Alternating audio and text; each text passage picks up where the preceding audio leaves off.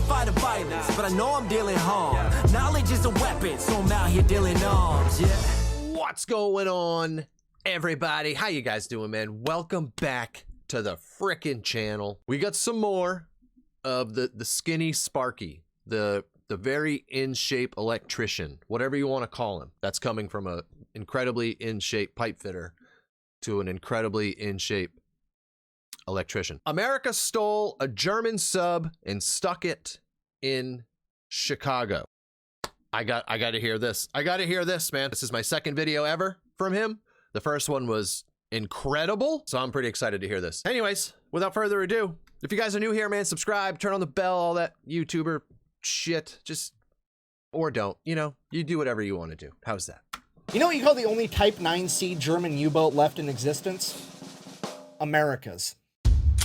Today we're talking about the time that America stole an entire German submarine and then stuck it in the middle of Chicago. I mean, when America strategically transferred a piece of equipment to an alternate location. But first, a word from our sponsor. This video is brought to you by Warwood Tools, a family-owned business that for over 160 years has been making sledgehammers and axes right out of West Virginia using American 1060 high-carbon steel. And to this day, they still make all their tools using World War II era drop hammer forging. So if you want some tools that are going to outlast you, I would recommend Warwood Tools, and I'll have them linked in the description down below. Moving on. Okay, important context in case you don't know. During World War II, American supply lines to the European theater were absolutely devastated by German U-boats, aka submarines. These German U-boats are credited with sinking over 2,700 American ships, totaling in over 14 million tons of American ships and supplies that were put at the bottom of the ocean. Because of this, America would form what is known as hunter-killer groups, task forces of American ships who were sent out, and their entire job was to hunt and destroy these enemy submarines. Because that's just how America gets down. We don't believe in self-defense, we believe in self-offense. It's way more efficient. Absolutely. And that's pretty much all the context you need. So, April 4th, 1944, a hunter-killer group... I do just got to throw this out there real quick. I really appreciate this dude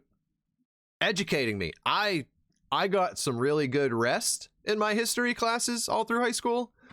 Like that's probably where I got most of my sleep, was in history class. Not that we probably learned any of this, because this would actually be interesting, hence the sleeping part. But yeah, I appreciate this. Groups, task forces of American ships who were sent out, and their entire job was to hunt and destroy these enemy submarines. Because that's just how America gets down. We don't believe in self-defense, we believe in self-offense. It's way more efficient. And that's pretty much all the context you need. So, April 4th, 1944, a hunter-killer group known as Task Force 22.3 would set out, engage, and destroy the German U-boat 515. Absolutely everything went according to plan. Nothing was out of the ordinary. They hit it with depth charges, critically wounding the submarine, forcing it to surface one last time to allow the crew to escape before the submarine would sink below the ocean waves forever. But it was on this particular day that the American commander Daniel Gallery would take unique notice of the fact that the German submarines always surfaced to allow their crew to escape, and he decided that he was going to do something unprecedented, something that no American sailor had done since 1815.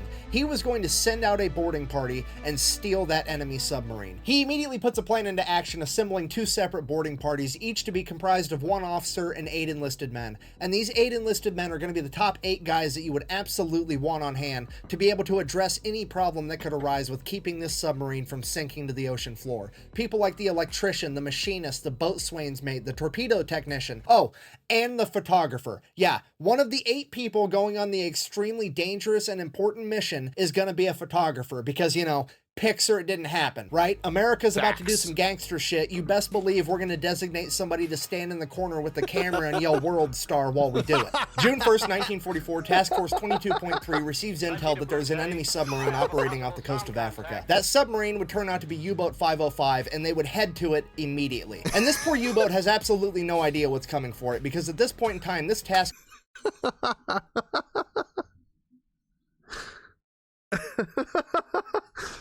I'm sorry, I needed a minute, dude.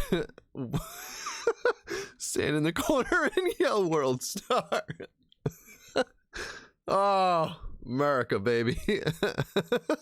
Immediately. And this poor U-boat has absolutely no idea what's coming for it, because at this point in time, this task force is comprised of the flagship and escort carrier, the USS Guadalcanal, as well as 5 destroyer escorts, the USS Pope, the Pillsbury, the Jinx, the Chatelaine, and the Flaherty. And if you don't know what a destroyer escort is, at this point in time, it is a ship that has one job and one job only, and that is to fuck up enemy submarines. Okay, this hunter-killer group is rolling up on this U-boat like Debo on a beach cruiser. Somebody's about to have a bad day, and it's probably not going to be them. Yep. Oh, shit.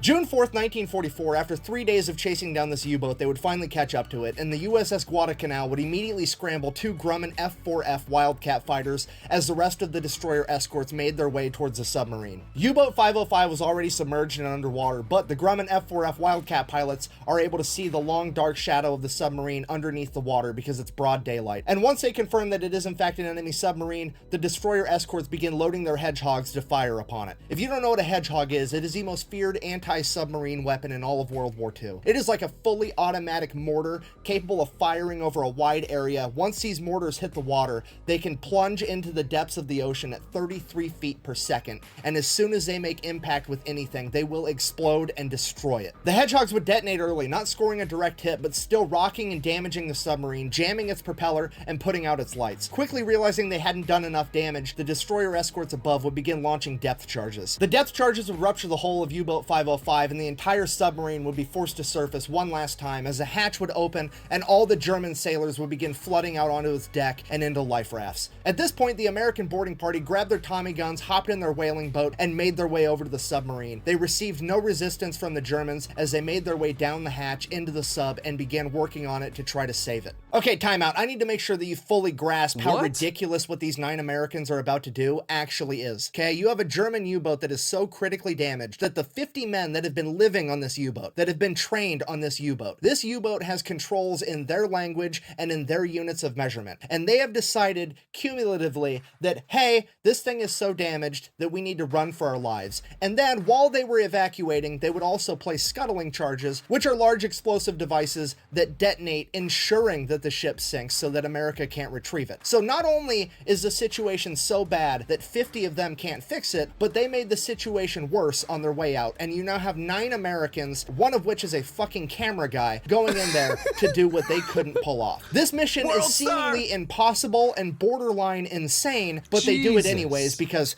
America. So they get inside the sub and begin going to work immediately. The torpedo technicians and ordnance officers begin defusing scuttling charges as the electricians go to work at trying to get the bilge pumps back up and running to pump water out of the submarine. And the damage control men and the machinists begin working on plugging holes and getting the motor back up and running. And while all of this is going on, the officer in charge of the American boarding party, Lieutenant Albert David, notices that the submarine is sinking so fast that there is now water pouring into the open hatch on top. And it is at this moment that he has to make a split decision. He either has to get his men out and save their lives, or he has to shut the hatch and give them more time to work. But if they can't pull it off, they are all going to die in that submarine. And without thinking twice, he closes the hatch. A few minutes later, the second boarding party would board U-boat 505, and they would attempt to open the hatch to get inside the submarine and help. But the sinking submarine had created such a powerful vacuum that it was impossible. So they did the next best thing. They got a tow line, tied the U-boat 505 to the USS Guadalcanal, as the USS Guadalcanal began towing the now sinking U-boat. Feeling that they were now moving, the Americans on the inside had an ingenious idea. You see, the U-boat didn't have enough power for anything but lights. They were running entirely on batteries. The reason they didn't have power is because... Did I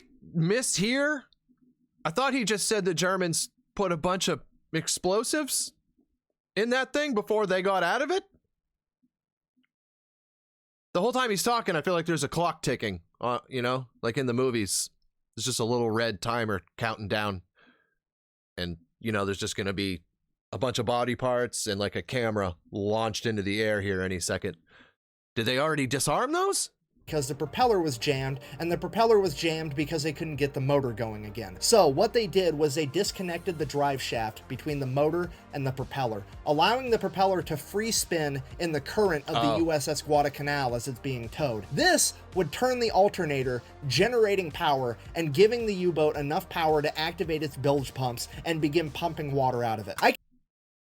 You disconnected the drive shaft? How did a free spinning turbine charge an alternator? That's not, I know it's not the point of the story here, but I'm confused. What's turning to charge the alternator?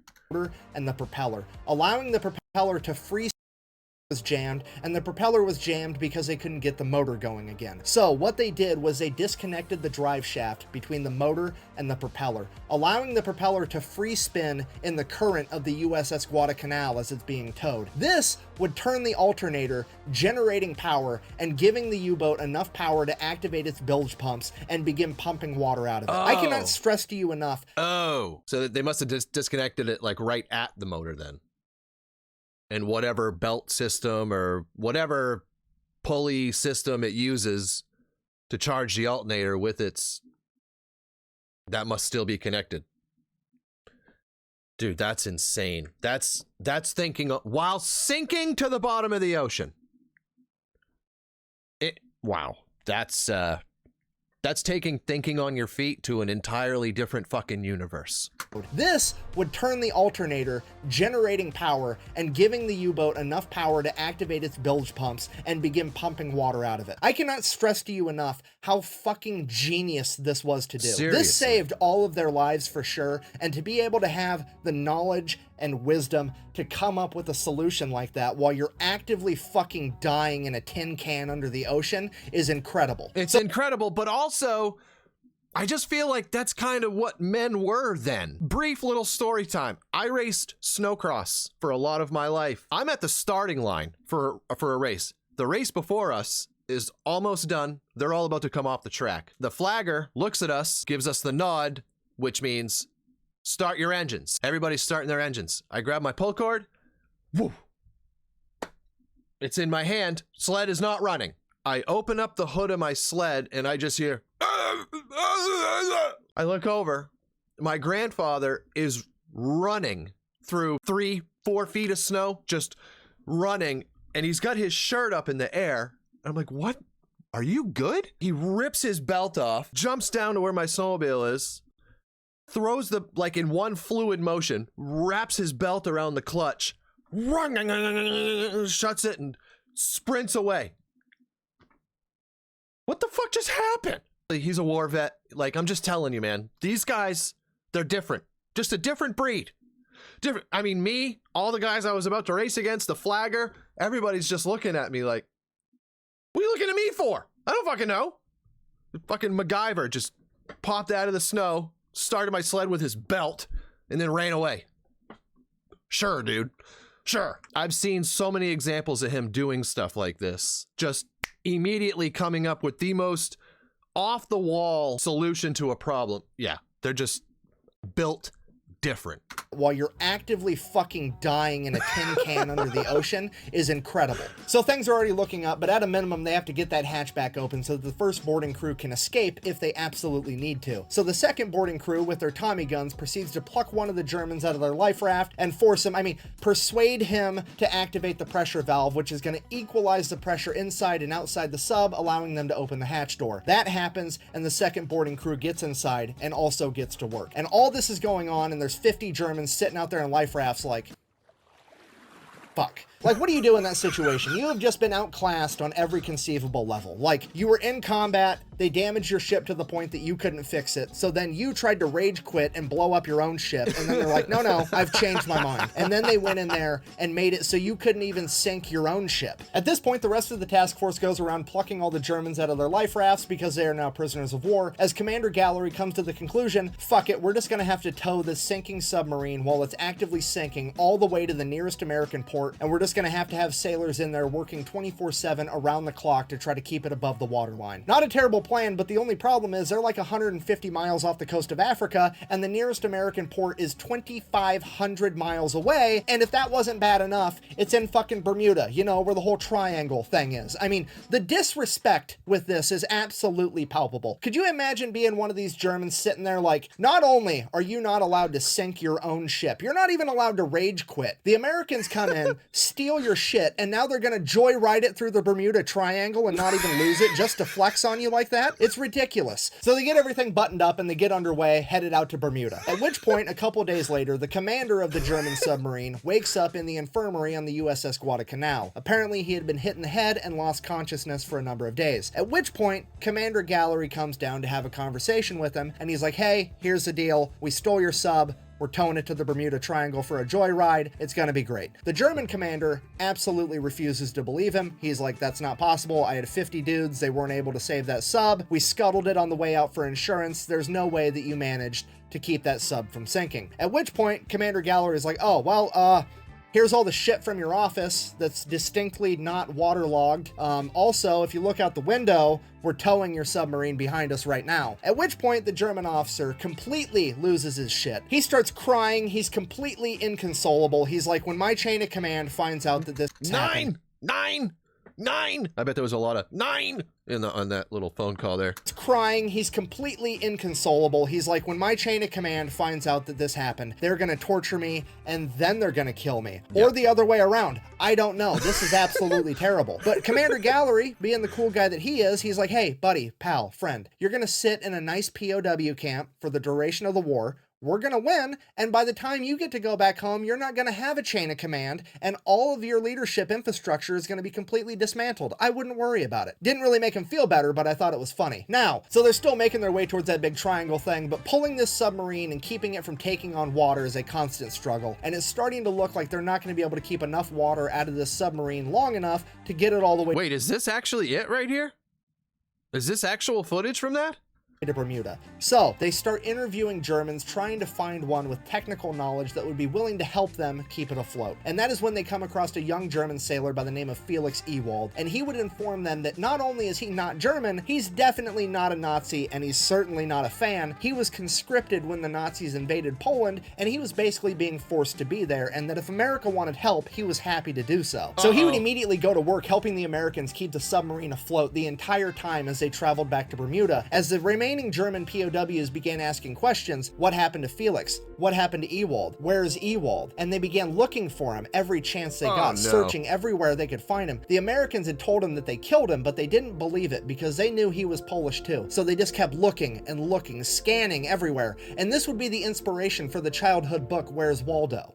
I'm just kidding, I made that part up. Anyways, with the help of Felix, they managed to tow this submarine all the way to Bermuda. They get it fixed up. It's definitely not going to sink, at which point they get to go in and really start looking at what intel they had managed to gather. And holy shit, there is an up-to-date active Enigma cipher machine on board. This is what the Germans were using to send all their secret military communications, and it could prove absolutely invaluable. They also had a bunch of up-to-date ciphers and a bunch of other documents that were deemed so important that they were printed on water-soluble paper so that if the boat did sink and these documents got wet, they would completely disintegrate and be unrecoverable. It is at this point that the American leadership decides the Germans have to think that this boat went down and everyone died. We cannot let them know that we have this information because now we're going to be Oh no. able to decode all of their secret How did they do that, I wonder? transmissions, and we don't want them to change the code. So they take U-Boat 505, they actually paint it to look like an American submarine, and then start referring to it as the USS Nemo, which if you don't know is Latin for no one. They then take all the German POWs from U-Boat 505, send them to Louisiana, where they are going to be completely segregated from all the other POWs, so nobody knows who they are or where they came from. All the American sailors are then ordered to turn over all of the souvenirs that they gathered out of U-Boat 505 and to shut the fuck up about it. And as far as anyone on the planet needs to be concerned, this U-boat is at the bottom of the Atlantic Ocean, 150 miles off the coast of Africa. Nobody can know that we have this. But if those Germans weren't allowed to write home through the Red Cross, that's technically a Geneva Convention violation. But first of all, That's the greatest fucking thing I've ever seen in my entire life. I'm dead. Look, I mean, just look at that. The key. Oh my god. That is fucking genius. 150 miles off the coast of Africa, nobody can know that we have this.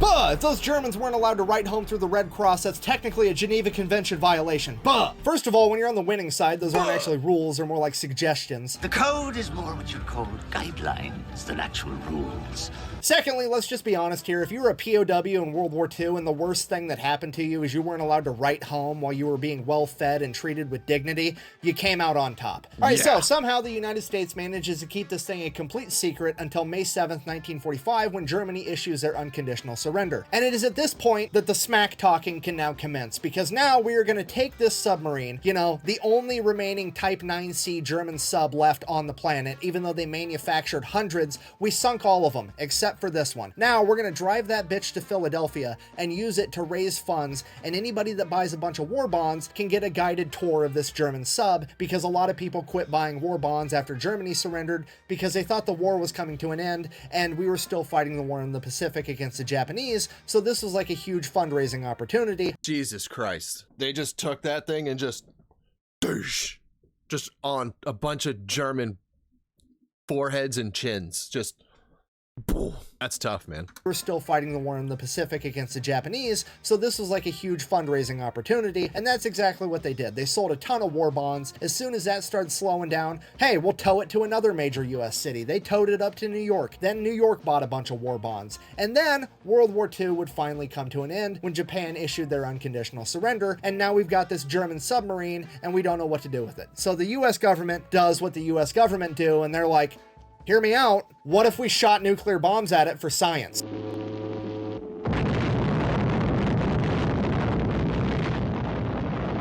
At which point, Commander Gallery, who's now an admiral, chimes in and is like, no, I stole that thing fair and square, we're keeping it. So he ends up orchestrating a deal with the city of Chicago where the US government will donate the submarine to the city of Chicago as long as the city pays to have it shipped all the way there. And that's exactly what happens. They took a Type 9C German submarine, the whole thing in one piece, and put it in Chicago, you know, like the major city that's the most inland of any other city in America. It's literally fucking 2 Germanys into America. Yes, that is to scale. An incredible logistical feat is the icing on the cake for one of the most amazing and utterly disrespectful stories to ever come out of World War II. And I'm happy to say that if you would ever like to go see U-Boat 505, you still can, because it is still in Chicago today at the Museum of Science and Industry, where it currently sits as a proud member of the second largest navy on the planet, America's fleet of museum ships. Thank you for watching. Best way to support the channel is go buy some merch at thefatelectrician.com. Quack bang out. On June 19th, the U-505 was towed into Bermuda, and there remains as a prize of war, one less wolf to hunt with the pack. That is mental, dude. That is absolutely mental. Wow. America, man. America. That was insane. I love his style. I love his style. He's at like the perfect age too, I feel like, where he's kind of in touch with the both sides of the spectrum, you know? Like the world star thing and the when they rage quit. I feel like he's got just the perfect vocabulary, and I love his style, man. I can't wait to check out more of his stuff. Absolutely hilarious. And like I said, I'm learning a lot, man. I never learned any of this in school. I was sleeping. That's if they taught it to begin with. Probably not. But if they did, I was sleeping. That was absolutely awesome. Thank you guys for watching. Thank you for coming by. Make sure you like the video, subscribe, all that stuff. And I'll catch you guys next time, man. Let me know in the comments, what is your favorite video from the In Shape Electrician? Take care of yourselves and each other. Stay safe out there, man. Peace.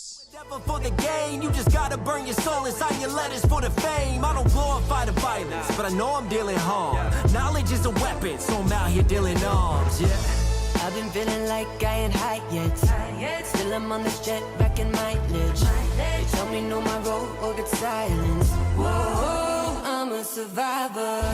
Spiral down, I sink so low. Falling down, I'm on my own. Falling down, I'm all alone. Crashing to